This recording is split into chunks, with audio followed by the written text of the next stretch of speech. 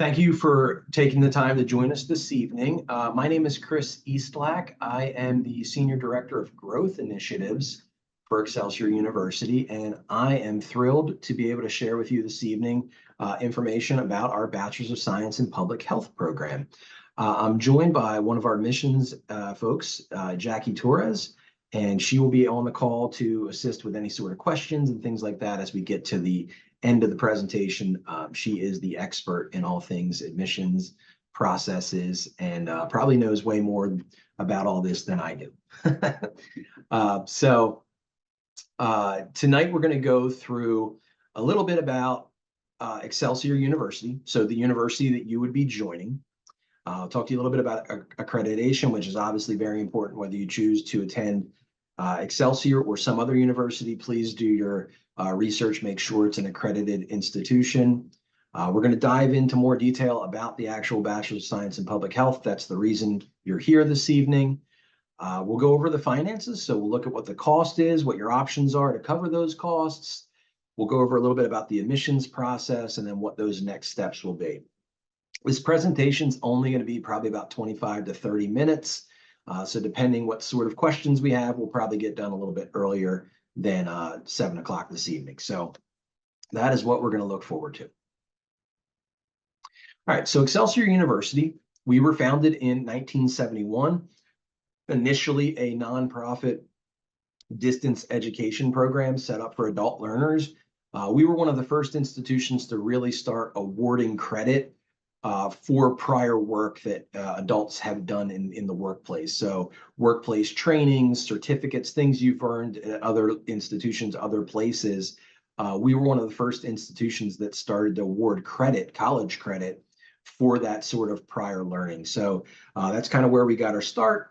Over time, we started to offer our own courses, doing the distance education, online education, and then just 2.5 years ago, we went from Excelsior College to getting the university status. So over the last 50 years or so, we've really grown and expanded, and now we are one of the largest online universities in the state of New York.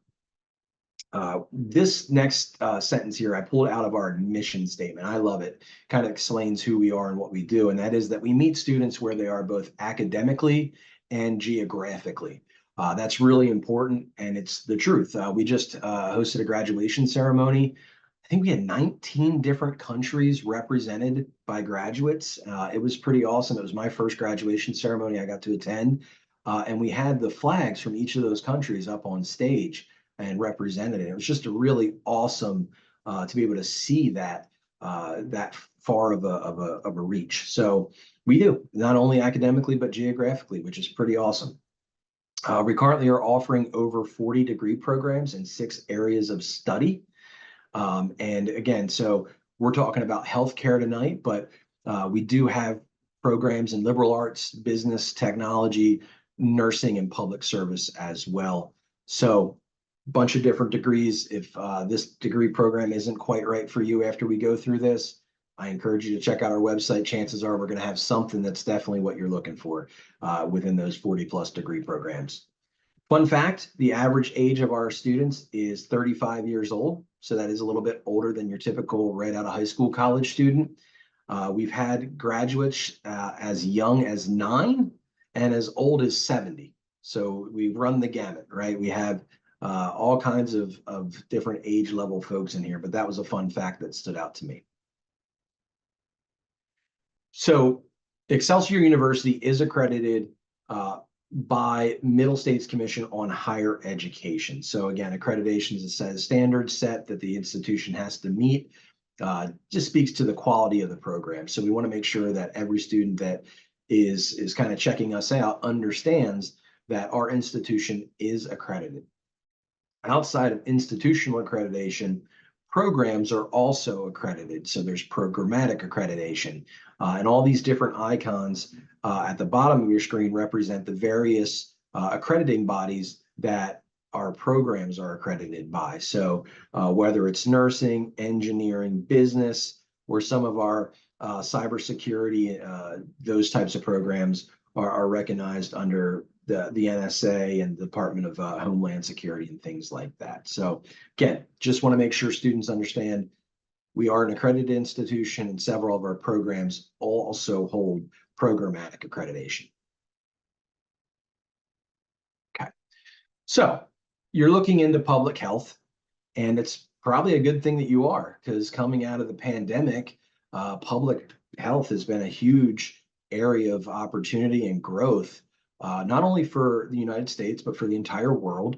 And this degree program, the Bachelor of Science in Public Health, it's going to help prepare our graduates to work in a ton of different fields. So according to the Bureau of Labor Statistics, this particular field is expected to grow by 16% between now and 2031.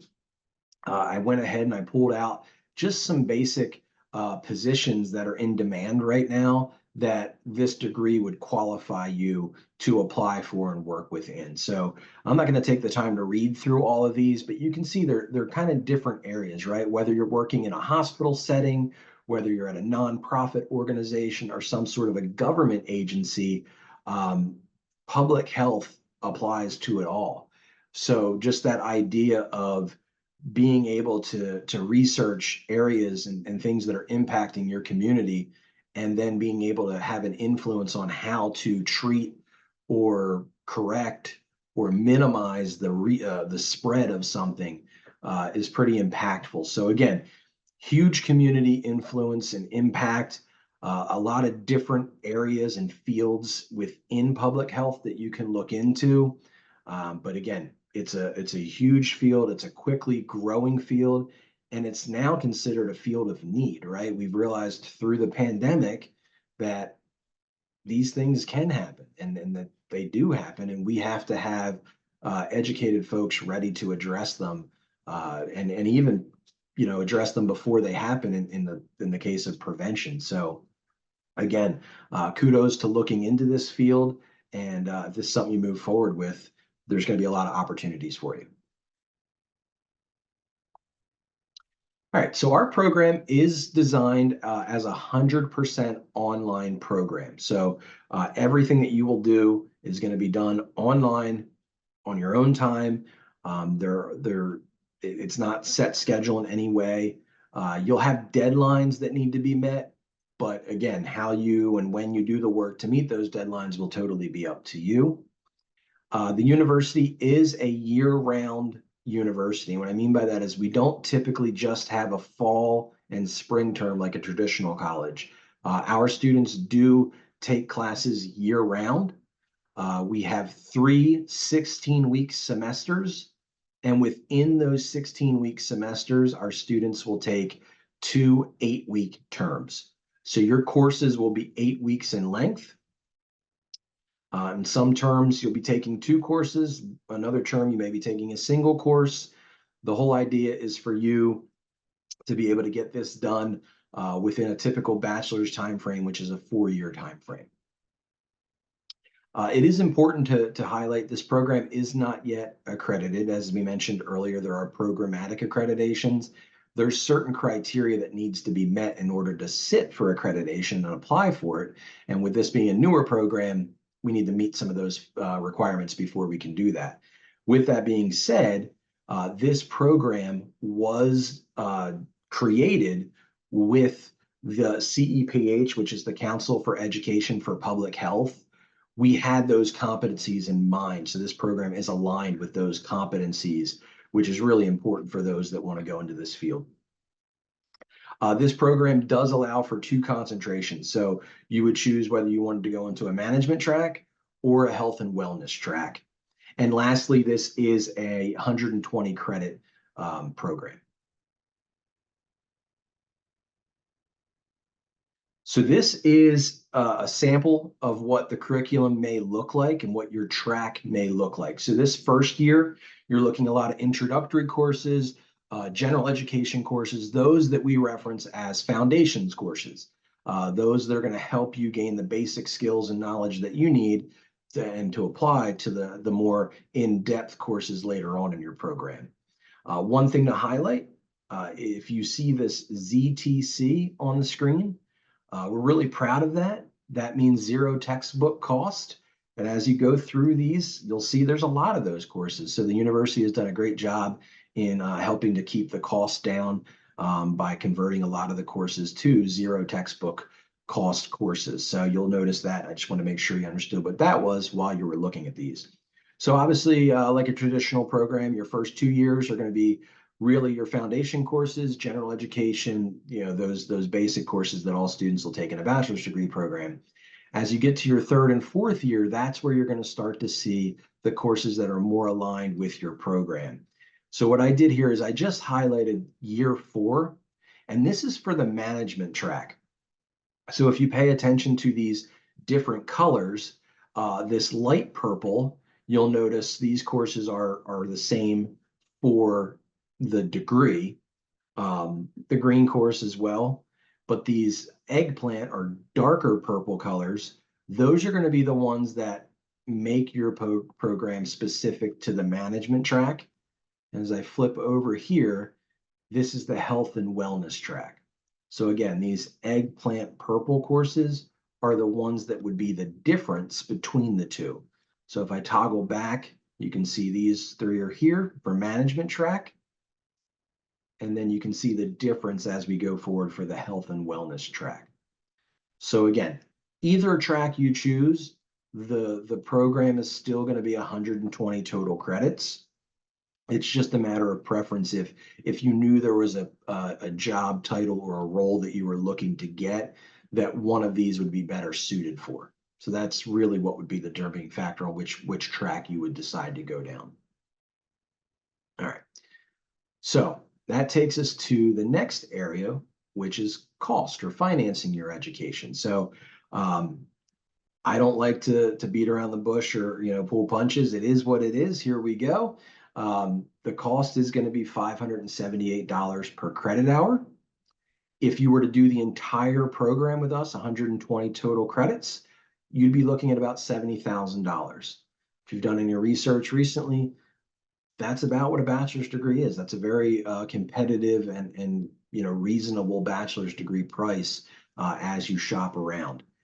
What I did here was underneath, I listed 90 credits and 60 credits.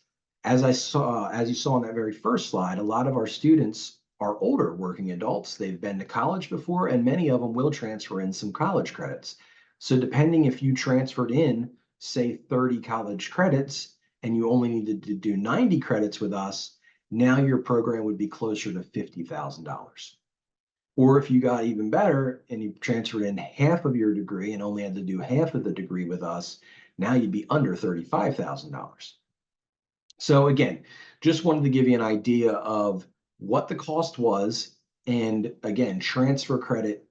We also have prior learning credit, which is where you can apply to see if any of the trainings, professional development, certifications, things that you've already earned, you can apply to see any of that would equate to transfer credit and apply to the program as well. So just from a transfer credit, prior learning credit standpoint, there are definitely some things that you could do to possibly minimize the cost. As far as other ways to finance your education, I always begin with tuition reimbursement. If you have not researched that yet and you're working right now, I highly encourage you to check that out. Contact your human resources department and ask them if you have any sort of tuition reimbursement that you'd be eligible for. And then you're going to ask some more follow-up questions. Things like, how does it work? Is there an annual amount that it covers? Is that annual amount, on a fiscal year or a calendar year? Depending on those answers, we may be able to take advantage of this even better. What I mean by that, if it's a calendar year, you may be able to get a term or two completed on this current year, and then in January have it reset and use those fresh funds. So these are the things that you would want to find out. A lot of organizations that do offer tuition reimbursement, $2,500 or $5,250. Those are kind of standard amounts that organizations will typically offer. So again, if you're talking about $5,000 and you're going to be with us for 4 years, that's $20,000 that you can take off of some of these costs. just for working with your employer that you're already working there anyway. So these are benefits that if you're not going to college, you're just leaving on the table. So if you have not already researched and do not know, please, tomorrow, email your human resources department, find out what the policy is, what's available to you, and how it works. And then when you're in communication with us, you're going to let your finance advisor know, hey, I have tuition reimbursement. This is how it works. What do I need to do on your end to make this all happen? And we'll get it figured out. So that's one part. The second, probably the most commonly used way to help finance your education is through financial aid. So students can apply for financial aid and see if you qualify. Again, that's a free process through the government. So you can go through that. I have the steps on that on a future slide. Again, depending what you qualify for, could help cover the majority of this cost, if not all of it, depending on your transfer credit situation. So again, you would complete your free application for federal student aid, the FAFSA, if you're familiar with that. Once you go through that process, you would list our school on there. We would get your aid report. We would know what you qualify for, and we can start to have a conversation on how much would be covered, what would still be left. The other options would be if you have any sort of veterans benefits or anything like that, you can talk to us about that, see what you qualify for there. And then cash paying students, again, you can either pay upfront for the cost of a course, or we could put you on a payment plan and you could pay throughout the 8-week term if that would help you kind of spread the money out a little bit and be more reasonable.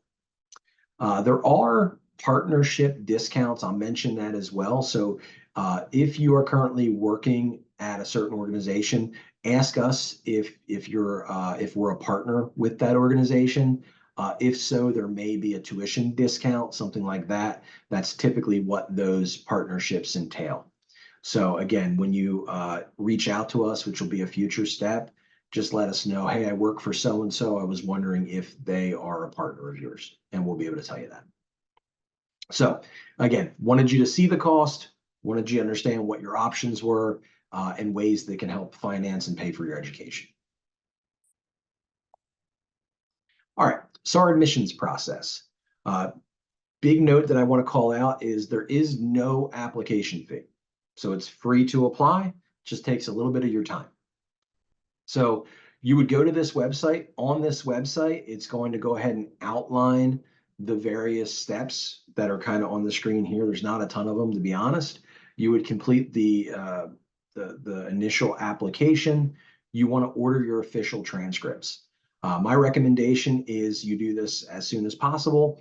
On the very first slide, it mentioned our next start date is going to be for the fall term, which is September 1st.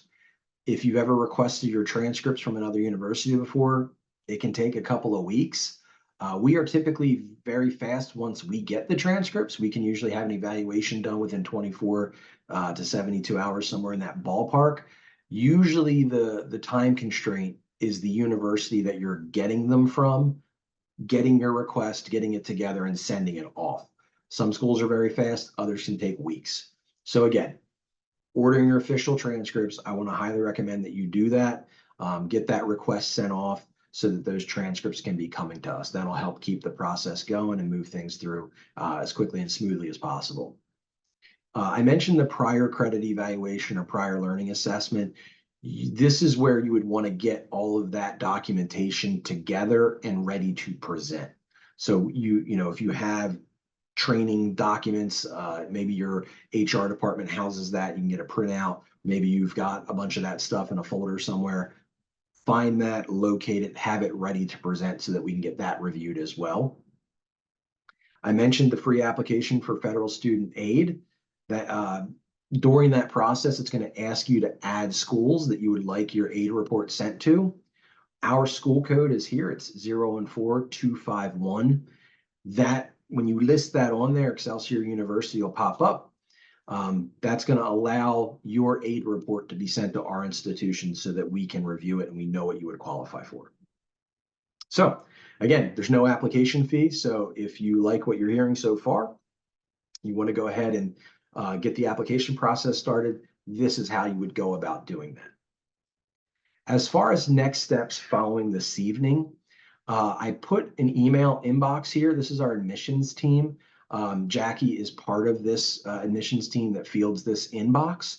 So just to kind of keep track of individuals that have went through this presentation and have received this high level information, we would want you to email us, let us know, hey, you're interested. I was on the information session the other night, and here's what I'm interested in doing. If you'd like a phone call follow-up or something like that, leave your best contact number, maybe a few times that you'd be available so that we have something to work with, and we'll try to get a call set up with you so that we can talk to you over the phone if you don't prefer email, text, those kind of things. So again, if you are interested, you want to continue the conversation, find out a little bit more, dive a little deeper, then please email this inbox. Let us know that you're interested. Tell us a little bit about yourself, any other questions you might have following this, and then the admissions team can kind of pick up the outreach and the individual one-on-one from here. And then the application steps. Request your transcripts, complete your FAFSA, complete the application. So that's really what you would want to do. So at this time, I'm going to turn things over to questions. We have two ways you can go about that. We have a chat feature, and I know that's working because Roxanne threw a brief message in there earlier, or you can use the Q&A feature. So Jackie and myself are both here to answer any questions. I'll be honest, getting into specifics, this really isn't the forum for that. That's what the email follow-up would be for. So if you want to know if a particular course you took 3 years ago is going to transfer and apply to your program, not going to be covered tonight. But if there's a general question you have about the university or the program, this would be a great time to get those questions answered.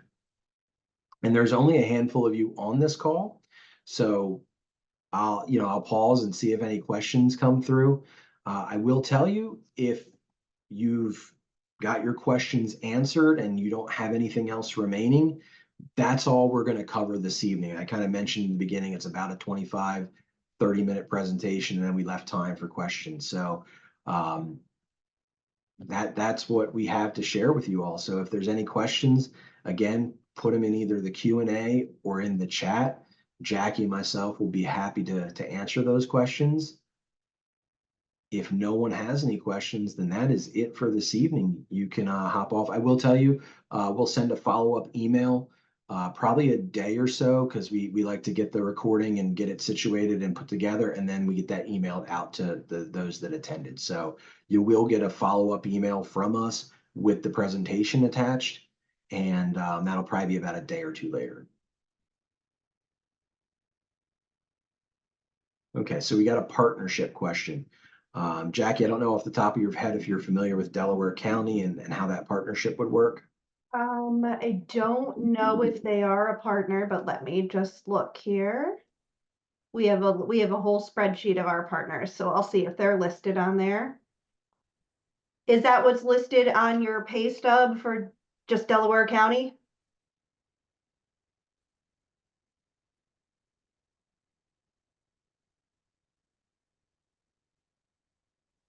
CSEA. Okay. So with CSEA, that one I know by heart because we get it all the time, and it is a fantastic partnership.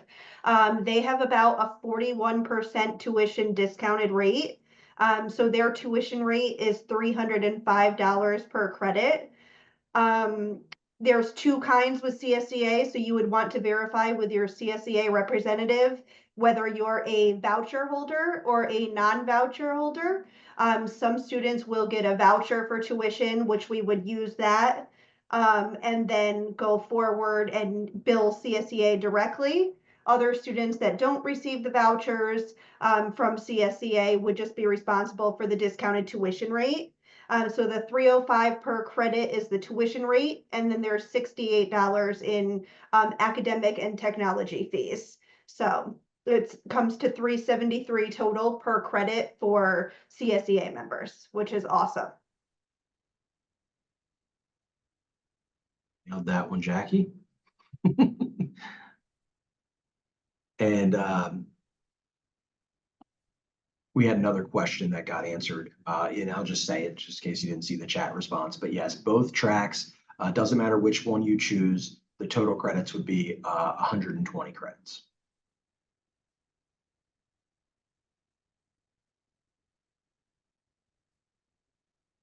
And again, our next term, just so we're aware, starts on September 1st. Currently taking applications. So, you get done this information session this evening, you can go ahead and start your application, email that inbox, and someone from our admissions team will be in touch with you all, I would assume, tomorrow. And then, like I said, a day or two from now, you'll get an email follow-up with the presentation and anything else that you would need from us. We're here to help in any way that we can. I'll hang for another minute or two to see if any additional questions come in or so from the handful that are on the line.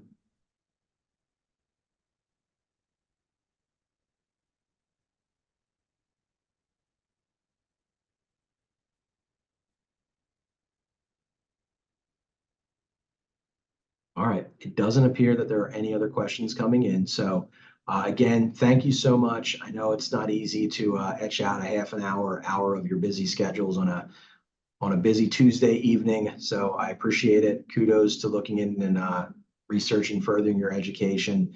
And I really hope that you choose Excelsior. We would love to have you as students here, and let us know what we can do to help you out. If you have any additional questions, email that inbox and just reach out to us so that we can help you. Thank you, everybody.